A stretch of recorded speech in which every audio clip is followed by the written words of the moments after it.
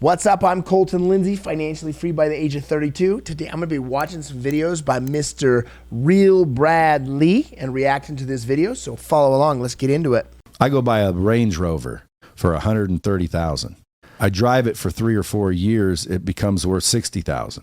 That is a depreciating item. If I would have, that's a dumb investment. I would have taken that $130,000, invested it wisely at 10% interest, I would make $13,000 a year. That makes much more sense. 10% isn't going to get you filthy freaking rich, but it's way better than losing money on the liability. On that money, but the money would still be there and compound. But the $13,000 would afford the Range Rover. So instead of paying $130,000 for a Range Rover, saying, hey, it's paid for, free and clear, I could invest the $130,000, take the money that I'm making from the investment and get a Range Rover for free. Or better yet, pass on the Range Rover. Keep driving the shit car. I had a Range Rover for a while, and I'm not going to lie, I lost money on it. It was stupid. Range Rovers look cool, but until you have assets pay for it, they're not that cool, especially if you only are making 150, 200 grand a year.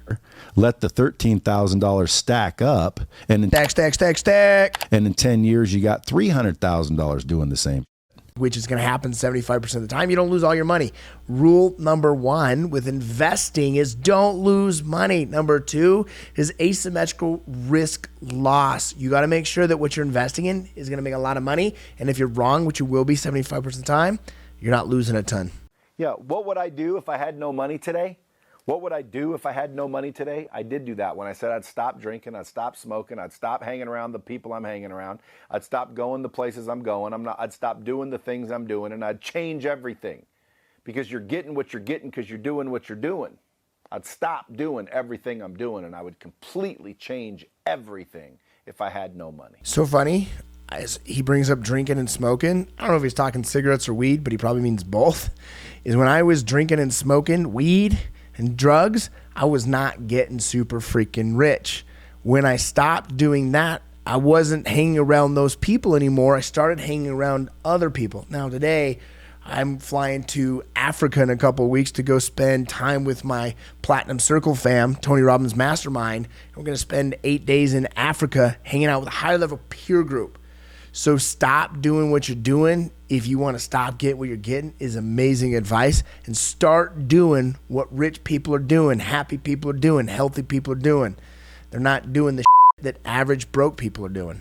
I asked one guy one time, why don't you just quit your job and go do it then? And he said, no, if I quit my job, I can't pay my rent. The rent from the shitty apartment you just said you can't stand, you're in an apartment you can't stand, you're in a job that you can't stand, you're not making any money, why don't you just quit doing that and go do this? No, because what if I fail? Well, then you'd be in the same boat you are now.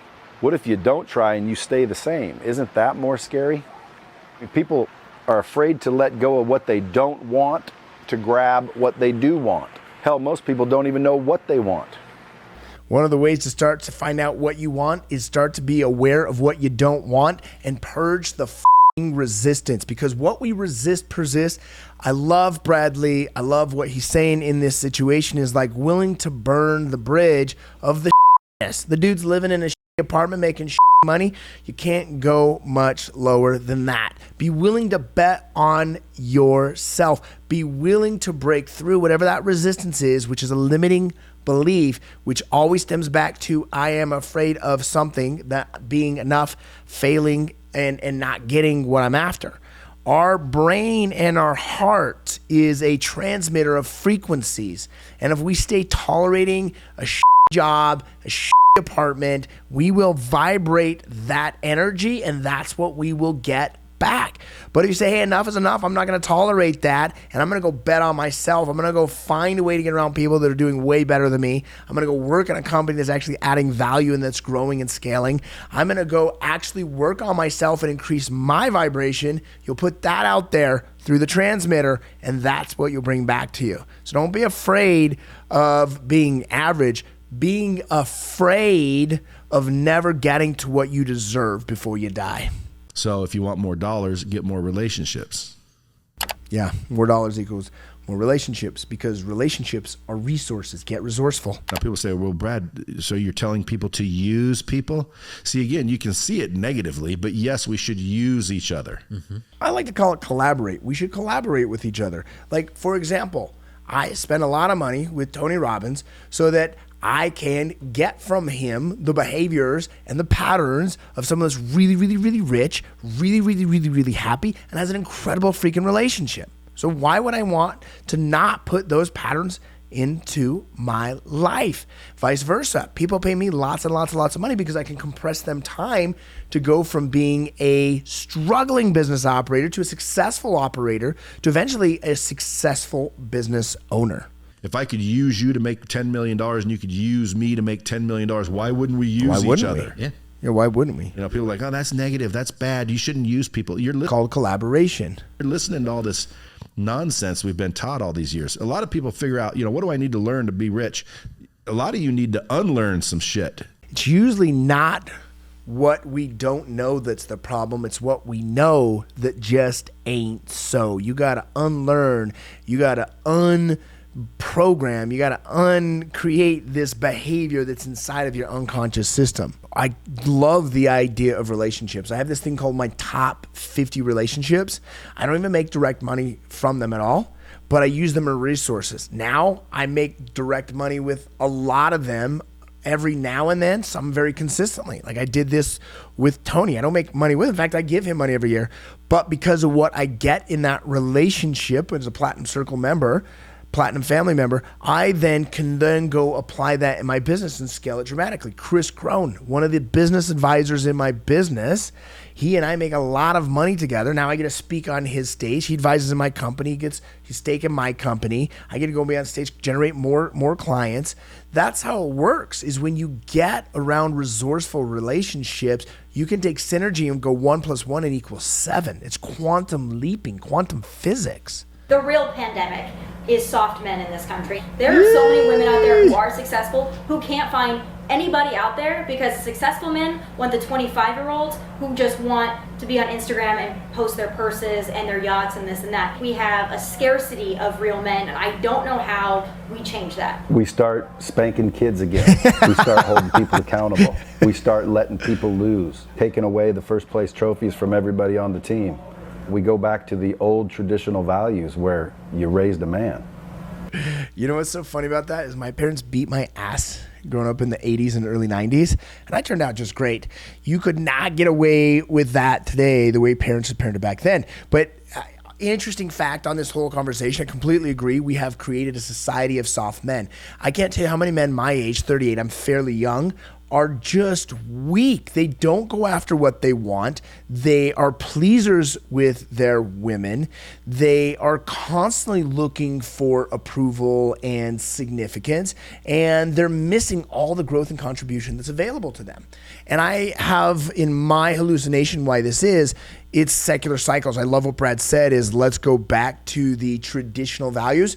As much as that sounds awesome, I just don't think we're going to go there. We have to break down before my generation, the millennial generation, the hero generation, creates a new value system, a new world order. If you look, secular speaking, 1944, the end of World War II, that was when the last generation of soft men weeded out because it made them hard men at the end of that war. We started right after that into the baby boomer generation, going to be known as the most angry generation on the planet Earth because of how they grew up. They were very, very simple in that time. They didn't know hard times. They were born in after hard times. They were born in really, really, really good times where things were really, really, really good. But the men in that time were really, really badasses because of World War II.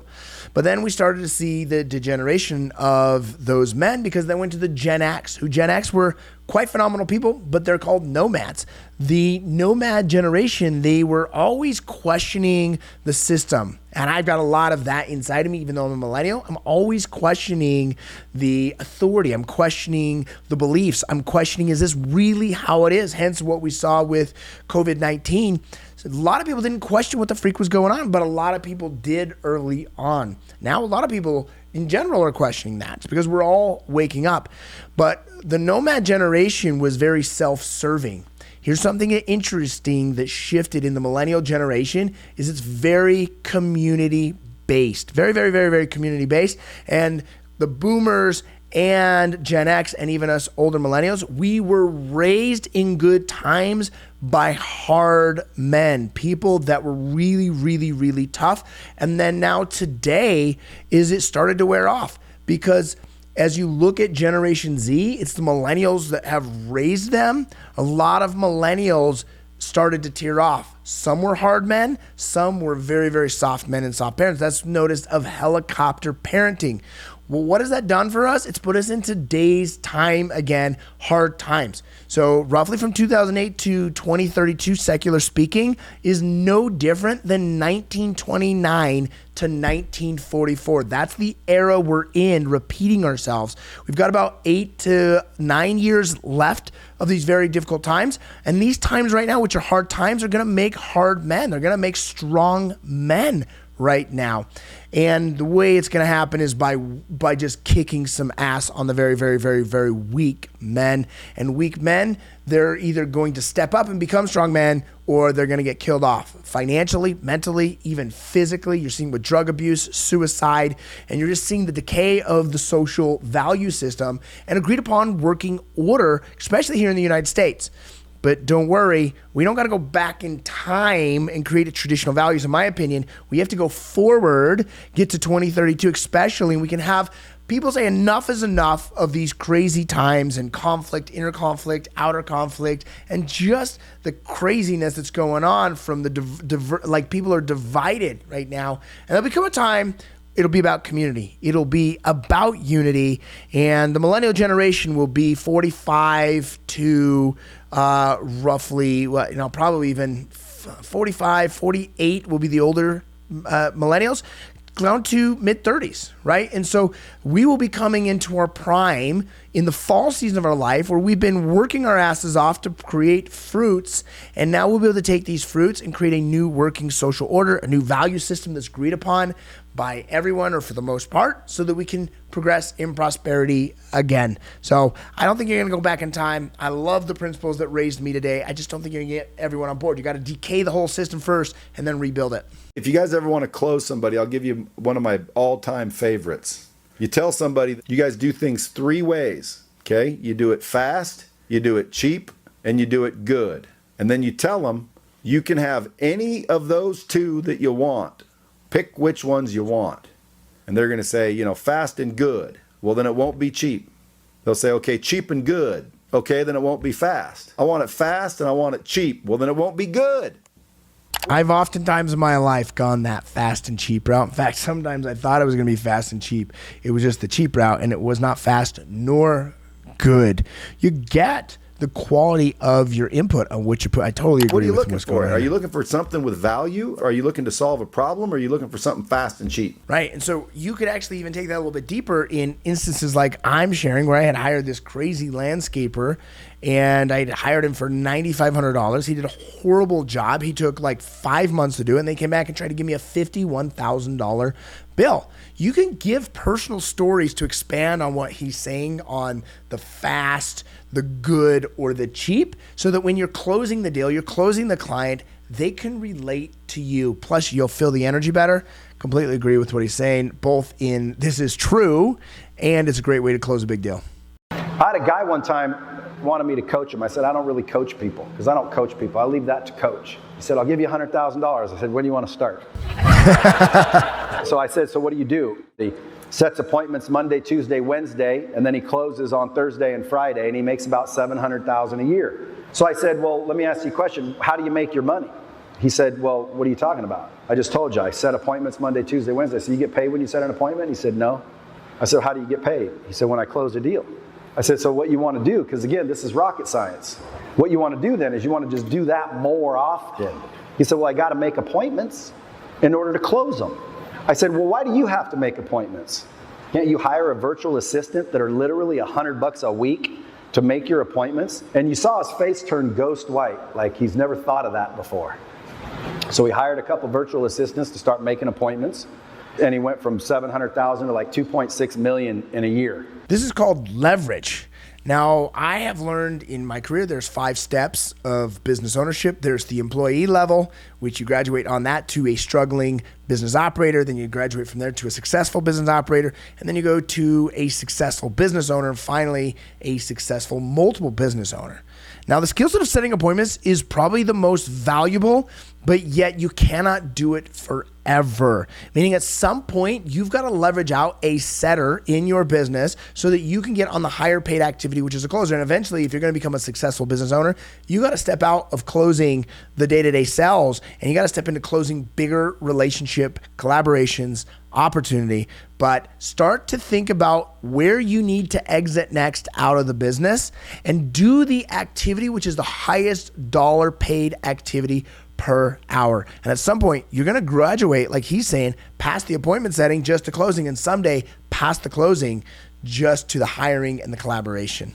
Awesome. Thanks for watching. Go ahead and make sure you smash that like button, comment, and leave down below your thoughts. I want to know what you think about the real Brad Lea and what he's sharing today. Share it to your friends so they can watch it as well. Thanks for being here.